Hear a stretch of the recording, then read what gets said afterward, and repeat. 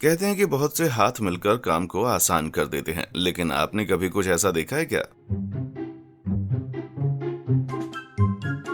अगर आप ये जानना चाहते हैं कि वास्तव में यहाँ पर क्या हो रहा है, तो things you will see for the first time in your life के इस स्पेशल एपिसोड में आपका स्वागत है। इसके अब तक इतने सारे एपिसोड्स देखने के लिए बहुत बहुत शुक्रिया भाइयों। आपने इस सीरीज को गजब का सपोर्ट दिखाया है और मुझे यकीन है कि आपको इन अजीब और शानदार नजारों को देखने में उतना ही आनंद आता होगा जितना मुझे वीडियो बनाने में आता है। चलिए, बहुत ही इमोशनल बातें, अब सीधा वीडियो पर चलते हैं।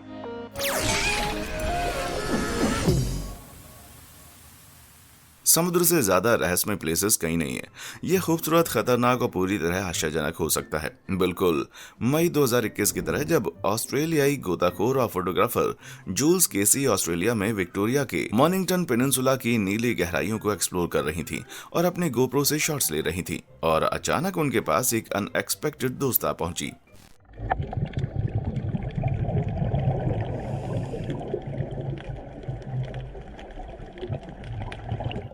यार, ऐसा लगता है कि ये क्यूटी जूल्स के कैमरा से आकर्षित हो गई थी, शायद उसके लेंस से या लाइट से, और इतनी ज्यादा कि वो लगातार उसके पीछे चलती रही। इस तरह की पफाफिश इस एरिया में बहुत ही कॉमन होती हैं, और इस छोटू ने ठान लिया कि वो औरों से एकदम अलग है। वो गोताखोर के साथ एक क्विक सेल्फी के लिए टपक पड़ी। जूल्स ने मजाक में कहा कि ऐसा लग रहा था कि पफाफिश उसके कान में कुछ मीठी बातें कह रही थी और सुकून से उसके बगल में तैर रही थी।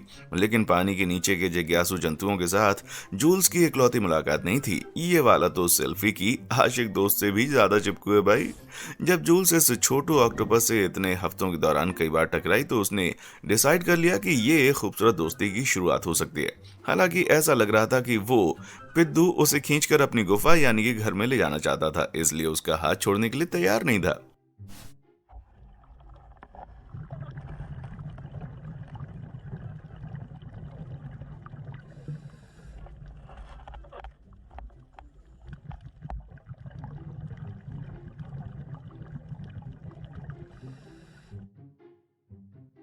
हैरानी में पड़ी इस गोताखोर ने बाद में बताया कि कैसे उसका एक सक्शन कप उसे अपनी स्किन पर महसूस हो रहा था, और कैसे उसने बड़ी मुश्किल से खुद को उसके टेंटिकल्स के जाल से छुड़वाया। फिर उसने रियलाइज किया कि उसे कोई खास खतरा नहीं है, और उसने शांति बनाए रखी। ऑक्टोपस ने उसके हाथ को एक्सप्लोर किया और फिर उसे जाने दिया। यार, मुझे लगता है कि अगर आपके पास ऑक्सीजन टैंक है तो आप ऐसी स्थिति में घबरा कर कुछ पागलपन नहीं करेंगे। ये लॉर्ड ऑफ रिंग्स के उस सीन जितना डरावना तो नहीं है, लेकिन फिर भी उस छोटू बंदे ने बहुत दम मारा भाई। मुझे नहीं लगता कि ऐसी स्थिति में इतनी शांति बनाकर मैं रह सकता हूँ। आप क्या करेंगे? पानी के नीचे के जंतुओं से अब चलते हैं लैंड मैमल्स पर। अगर आपको लॉकडाउन के समय अपने बाल खराब लगते थे, तो जरा इस बेचारे को देख लीजिए। Did it come away? Come behind. Come behind. Come behind. Chloe and then brought up. You're beautiful. I might I know, he's going to get hit by the door. I just love how inquisitive he is. Yeah. Barack से मिलिए एक बदमाश बड़ी सी भेड़ जो कि काफी समय से अपने बाल शेयर करवाने से बचती आ रही है। फरवरी 2021 में स्थानीय लोग एक विचित्र दिखने वाले प्राणी को देखकर चौंक गए, जो एक ऐसा मेरिनो भेड़ निकला जो पूरे 5 वर्षों से ऑस्ट्रेलियाई राज्य विक्टोरिया के जंगलों में घूम रहा था, पूरी तरह से ऊंचे ऊन के ढेर से ढका हुआ। बराक का ऊन जब काटा गया तो पूरे 78 पाउंड निकला। भाई, ये इतना ऊन है कि इसमें मर्दों के 61 स्वेटर या मोजे के 490 जोड़े आराम से बन सकते हैं। इसे इस तरह समझिए, एक एवरेज भेड़ का शेयर करने तक उस पर लगभग 9.7 पाउंड ऊन बढ़ जाता है। ये केवल लगभग 8 स्वेटर या 62 जोड़ी मोजे बनाने के लिए काफी होता है। बराक को एडगर के मिशन फार्म अभ्यारण्य में खदेड़ कर वापस डाल दिया गया। फिर बचाव दल ने उसके ऊपर उगे हुए ऊन के पहाड़ को काटने का काम शुरू कर दिया। आमतौर पर भेड़ का कोट हटाने में बस कुछ ही मिनट लगते हैं, लेकिन बराक ऊन में इतना ढका हुआ था कि वॉलंटियर्स को उसे इस ऊनी ढेर से मुक्त करवाने में 1 घंटा लग गया।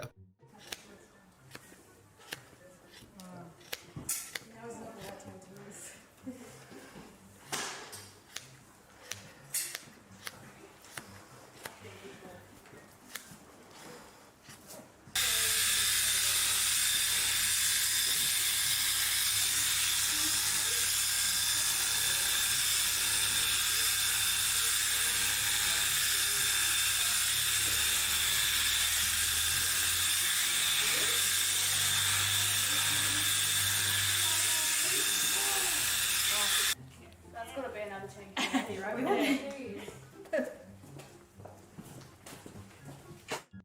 यार मुझे लगता है कि ये क्वारंटाइन का सबसे डिसेंट हेयर कट था और बराक का हुलिया शानदार ढंग से बदल दिया गया। आमतौर पर मेरिनो भेड़ का ऊन साल में एक बार काटा जाता है और बराक के 5 साल के इकट्ठे हुए भारी भरकम ऊन की खेती से एक सवाल खड़ा हो जाता है भाई, अगर बराक लोगों को नहीं मिलता तो क्या उसका कोट वास्तव में लगातार बढ़ता रहता? वह लगता है कि शायद ऐसा ही होता रहता जब तक वो जिंदा रहता। इस प्रजाति की भेड़ों पर साल भर ऊन लगातार गुच्छों में बढ़ता रहता है और अगर इसको कभी शेयर न किया जाए तो इन भेड़ों को खुद के ही ऊन के वजन से पलट जाने का खतरा रहता है। ये फिर खड़ी नहीं हो पाती। शुक्र है बराक की किस्मत थी कि वो ऐसी दुर्गति से बच गया और अब वो स्वस्थ है और अब सुपर फ्रेश भी दिखाई दे रहा है भाई। धन्यो बचाओ दल का। अब कुछ वास्तव में बाल खड़े करने वाली चीज देखनी है तो ये नजारा देखिए।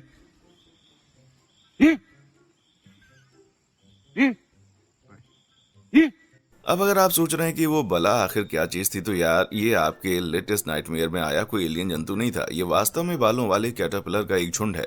लेकिन आखिर ये कर क्या रहे? जब भी कैमरामैन कोई आवाज करता है तो कैटरपिलर एकदम से आवाज पर रिएक्ट करते हुए कूद कर सिंक्रोनाइजेशन में आ जाते हैं। वेल, ये पता चला कि ये अजीब व्यवहार वास्तव में एक सर्वाइवल मैकेनिज्म है। अलग अलग स्टडीज से निष्कर्ष निकला है कि कैटरपिलर अचानक हुई तेज हाई पिच के साउंड के संपर्क में आने पर झटके से उठ जाते हैं, क्योंकि यह आवाज उन जानवरों की आवाज से मिलती जुलती है जो उनके लिए खतरा है। ऐसा माना जाता है कि ऐसे झटके वाले मोशन से उन परजीवी मक्खियों या ततैयों के हमलों को टाला जा सकता है, जो कि जोर जोर से भिनभिनाते हुए आकर के कैटरपिलर के शरीर के अंदर अंडे देने की कोशिश कर सकते हैं। और यार इससे अच्छा तो छोटा सा बूगी हो सकता है। ये कैटरपिलर शोर के प्रति रिएक्ट तो करते हैं, लेकिन वे रेंग कर भाग नहीं जाते, क्योंकि एक बार जब उनको पता चल जाता है कि यहाँ कोई खतरा नहीं है तो फिर वो आराम करने लग जाते हैं। यार ये डांस पार्टी भले बचाव के लिए है, लेकिन धमाकेदार है। Caterpillar rave.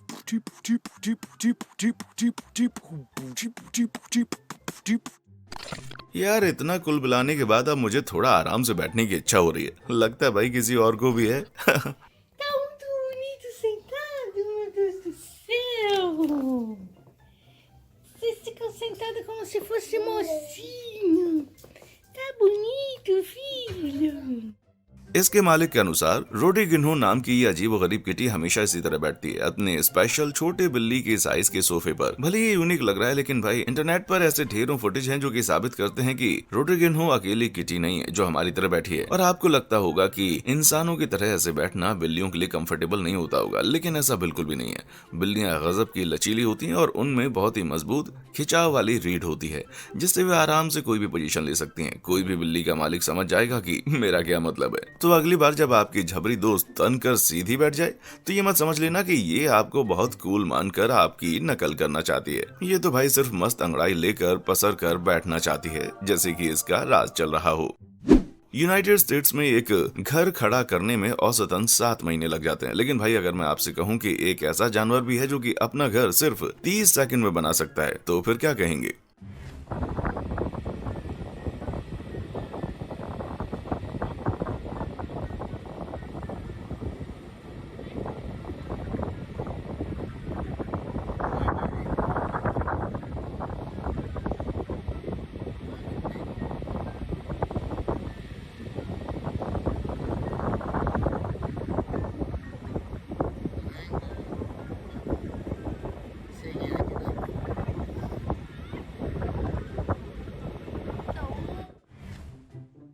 आप जो देख रहे हैं वो एक सैंड बबलर केकड़ा है जो कि पूरे एक्शन में है।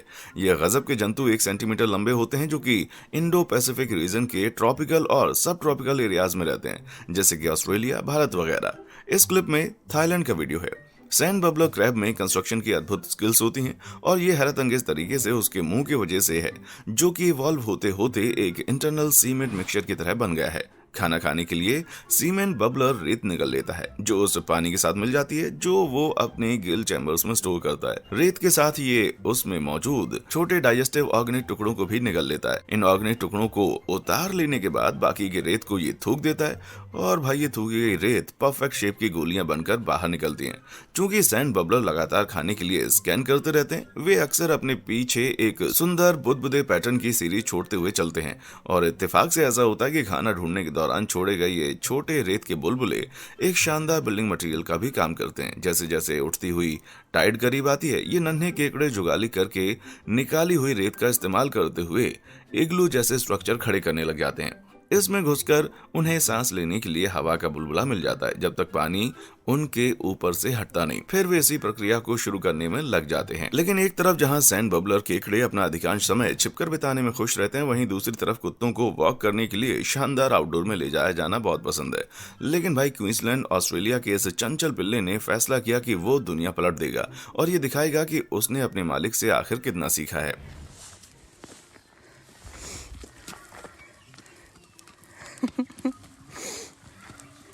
Okay, come back now. Come on. Lauren McKinnon Campy नामक घोड़े को रोजाना की तरह नहला रही थी, लेकिन तभी 10 हफ्ते की उम्र के पीजे ने चीजों को अपने हाथों में या यूं कहें कि मुंह में लेने की ठान ली और उसके घोड़े दोस्त को अपने छोटू साथी के पीछे पीछे चलने मजा आ रहा था। कैंपी की रस्सी को पकड़कर पीजे उसे खींचता हुआ पूरे एनिमल फार्म में घुमाता रहा। यही इन दोनों का घर है। उसने दिखा दिया कि अब यहाँ जानवरों को चराने की जिम्मेदारी उसी की है। लॉरेन उसे आवाज देकर बुलाती रह गई, लेकिन उसने एक न सुनी। Okay, come back now. Come on. अब पीजे जो कुछ भी कर रहा है वो आमतौर पर सभी पिल्ले मस्ती में करते हैं, लेकिन इस दुनिया में कुछ शैतान जंतु ऐसे भी होते हैं जो बिना बात के बदमाशी भरी हरकतें करते हैं, जैसे कि ये नन्हे चोर जिन्हें दूसरों की चीजों का सम्मान करना बिल्कुल नहीं आता।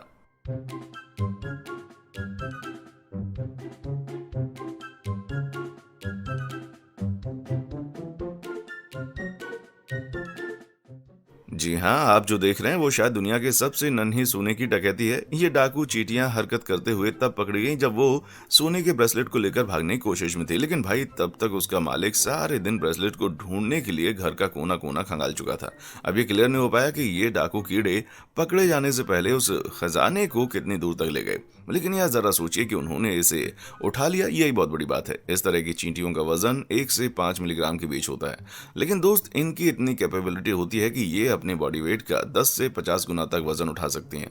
सोना सबसे डेंस और भारी एलिमेंट्स में से एक होता है जिसका घनत्व तो लगभग 19 ग्राम प्रति क्यूबिक सेंटीमीटर होता है। इसलिए कोई आश्चर्य की बात नहीं है कि इतनी ताकत होने के बावजूद इस एंटीक पीस को खींचने के लिए इतनी बदमाश चींटियां लग गईं। लेकिन यार चींटियों को एक सोने के कंगन में इतनी दिलचस्पी आखिर क्यों थी? मुझे तो शक है भाई कि ये अंदर ही अंदर एक पूरा ब्लैक मार्केट ऑपरेशन चला रही हैं। इसलिए अगली बार जब आपका कोई कीमती सामान गुम हो जाए तो सीधे पुलिस के पास न जाएं, पहले अपने पिछवाड़े में तलाश कर लें। अब ये गोल्ड फिंगर वाली चींटियां भले ही शातिर हाई फाई चोर ना हो, लेकिन अगली क्लिप चोरी छुपे काम करने की एक मास्टर क्लास है भाई।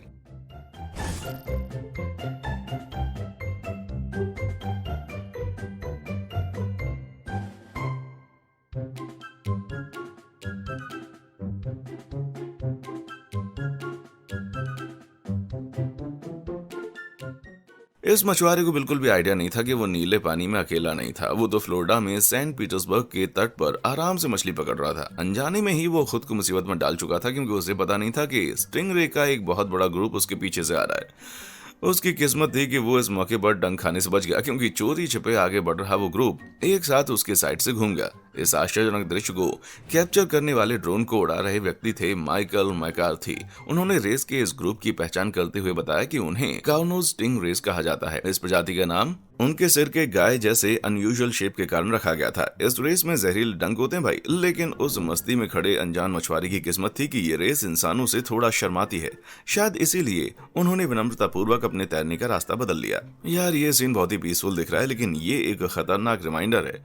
आप नहीं जानते कि आप कितने खतरे में हो सकते हैं। आप सिर्फ 2 या 3 फीट गहरे पानी में हो तब भी। हालांकि काउनोज स्टिंगरे इंसानों के लिए एक बहुत ही कम खतरा माना जाता है, लेकिन भाई कभी कभी ये 10,000 तक के ग्रुप में तैरते हुए पाई जा सकते हैं, जिन्हें फीवर नाम से जाना जाता है। फ्लोरिडा के उस मछुआरे की किस्मत थी इस खास ग्रुप के अन्य सदस्य शायद उस दिन वेकेशन पर गए हुए थे, इसलिए भारी तादाद में आने के बजाय ये लोग बस उतने ही थे कि आसानी से बचा जा सके। अब ये समझ में आता है कि लोगों को ये नहीं पता चलेगा कि उनकी पीठ के पीछे क्या चल रहा है, लेकिन भाई अगर कोई चीज आंखों के सामने हो तो फिर कोई बहाना नहीं चलेगा। उदाहरण के लिए वो लाइक और सब्सक्राइब बटन को ले लें, उन्हें कुछ प्यार और अटेंशन दिखा दो यार, बदले में आपको नियमित रूप से ढेर सारा अमेजिंग कंटेंट देखने को मिलता रहेगा।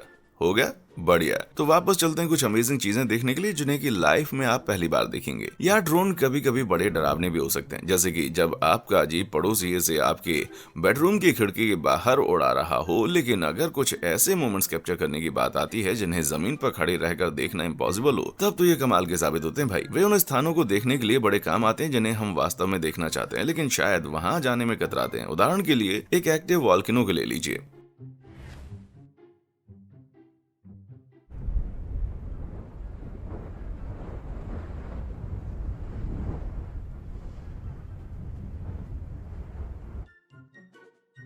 इस गजब के फुटेज को एक्सपर्ट ड्रोन ऑपरेटर बियॉर्न स्टीनबेक क्रिस्टजनसन ने अप्रैल 2021 में कैप्चर किया था, जिन्होंने अपनी इन डिजिटल आंखों के साथ वेस्ट आइलैंड में स्थित फैग्रा ड्रेफ्चल ज्वालामुखी के ऊपर से उड़ाया था। ये क्रिस्टविक वॉल्केनिक सिस्टम का हिस्सा है। फैग्रा ड्रेफ्चल 900 से अधिक वर्षों में पहली बार मार्च 2021 में फूटना शुरू हुआ। यह ऐतिहासिक पल कैप्चर किए जाने के लिए बेताब था और बियॉर्न ने मौका पकड़ लिया। लेकिन भाई लावा 1850 डिग्री फ़ारेनहाइट तक पहुंच सकता है और उसका छोटा सा ड्रोन इसके इतने करीब पहुंच गया था, उसके ज्यादा समय तक बचे रहने का चांस ही नहीं था। जैसे जैसे वो नर की इस तपिश में उतर रहा था, वो पिघलता जा रहा था, लेकिन लाइव स्ट्रीम से अपनी यात्रा भी शेयर कर रहा था।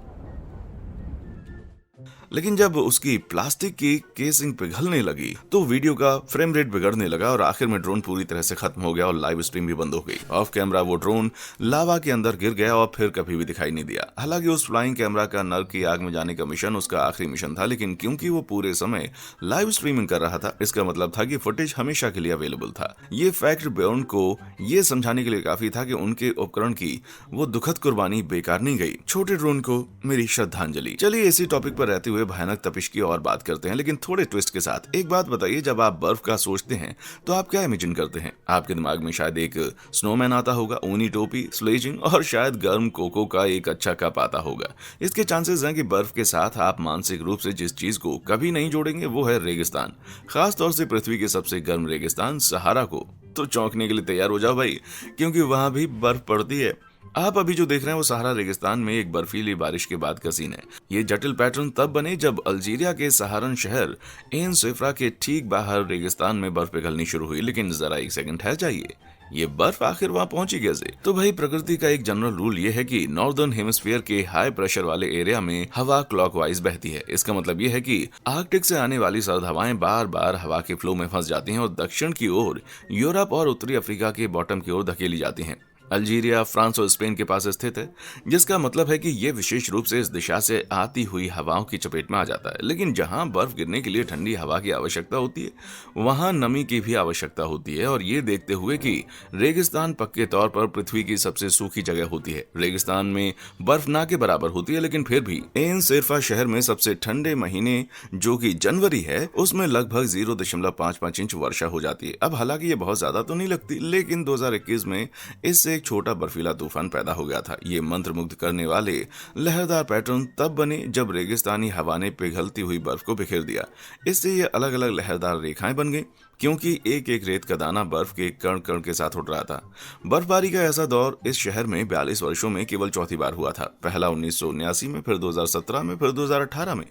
अब दुनिया भर में क्लाइमेट चेंज होने की वजह से ऐसे रेयर नजारे भी कॉमन होते जा रहे हैं। लगता है थोड़े टाइम बाद इस शहर का अपना ही एक सेंटा क्लॉज आने वाला भाई। बहुत ही दुर्लभ आधार पर होने वाली चीजों को अक्सर ज्यादा महत्व दिया जाता है, लेकिन भाई ये हमेशा सहारा की चिटपुट बर्फबारी जितनी प्लेजेंट नहीं होती। कुछ दुर्लभ और विचित्र घटनाएं तो लोगों में डर के अलावा और कुछ पैदा नहीं करती। बेशक डर हमें खतरे की स्थिति में किसी तरह के नुकसान से बचाता है और हमें जीवित रहने के लिए इसकी आवश्यकता होती है, लेकिन कभी कभी ये बहुत ज्यादा हो सकता है। अगर किसी को कोई बेतुका सा फोबिया हो जाए तो वो उस इंसान को पागलपन की हद तक सावधानी बरतने के लिए मजबूर कर सकता है। जैसे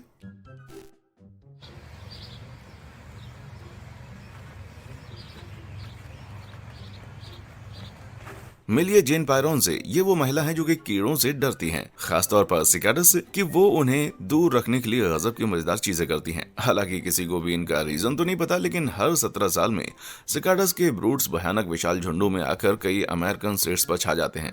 इसमें जेन का होम स्टेट ओहियो भी शामिल है। जेन का पहली बार इन कीड़ों से सामना तब हुआ जब वो 1987 में अपने मौजूदा पति से मिलने सिनसिनाटी आई हुई थी। उस वर्ष सिकाडो का एक और झुंड पूरे 17 साल तक निम्फ रूप में अंडरग्राउंड रहने के बाद उभर रहा था और जेन उनसे पूरी तरह से भयभीत हो गई थी। फिर एक कीड़ा उनकी कार की खिड़की से अंदर उड़ाया। जेन इतना घबरा गई कि तब से उसके दिल में कीड़ों का डर हमेशा के लिए बैठ गया। सिकार्ड का लेटेस्ट कहर ब्रूड एक्सर नाम के एक ब्रूड ने बरपाया था जब 2021 में वे पूरी तरह से फैल गए। लेकिन इस बार जेन तैयार थी। उसको एक क्रिएटिव उपाय सूझा जिसमें उसने बहुत सी घरेलू वस्तुओं का इस्तेमाल से खुद को उन कट्टर कीड़ों से बचाने का तरीका निकाला। वो एक नॉर्मल $5 की छतरी को 2 ट्रांसपेरेंट शावर कर्टन से कवर करती है और सारा दिन उसे अपने पूरे शरीर की ढाल बनाकर काम करती है। इससे सुनिश्चित हो जाता है कि कोई भी सिकाडा कभी उनके शरीर को टच ना कर सके। यार ये थोड़ा ज्यादा हो गया है ना, लेकिन मुझे लगता है कि ये काम तो करता है। हालांकि अपने जॉब की वजह से जेन को अभी के लिए तो सिकाडा से ग्रस्त ओहियो में रहना पड़ता है, लेकिन वो अगले सिकाडा सीजन के लिए भी तैयार है क्योंकि तब तक वो रिटायर हो चुकी होगी। फिर वो दुनिया के किसी भी ऐसे कोने में जा सकती है जहां सिकाडा नहीं होते हैं। और जेन का सिकाडो से डर फिर भी लोगों को समझ में आता है। लेकिन भाई जरा ये अगली क्लिप तो देखिए, लगता है कि एक और जानवर हो सकता है जिसे आपको अपने कंधे पर ढूंढना चाहिए।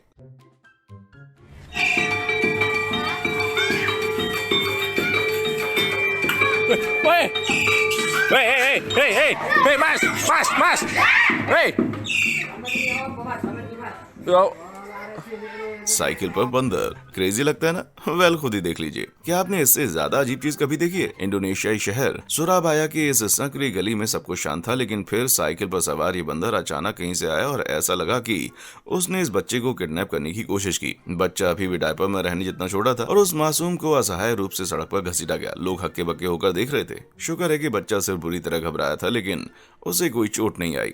लेकिन इस अजीब घटना का आखिर कारण क्या था? वेल दिल थाम कर बैठ जाइए क्योंकि असली कहानी इस विचित्र वीडियो से अलग है। शुरू में जो दिख रहा है उससे कहानी एकदम अलग है। पर्दे के पीछे कुछ और ही खेल चल रहा है भाई। इस क्लिप के शुरुआती पलों में बंदर के मालिक को फ्रेम के टॉप में देखा जा सकता है और यदि आप करीब से देखते हैं तो आपको दिखेगा कि बंदर एक तरह की रस्सी या चेन से बंधा हुआ है। जैसे ही बंदर राइड करते हुए बेंच पर बैठे बच्चों के करीब जाता है, उसका मालिक उसकी लगाम खींच लेता है ताकि उसे ज्यादा दूर भटकने से रोका जा सके, लेकिन उसका बैलेंस बिगड़ जाता है। इस जानवर की प्राकृतिक प्रवृत्ति होती है कि वो अपने सबसे करीबी चीज पर झपट्टा मारता है और इस केस में वो चीज डायपर पहना हुआ बच्चा था।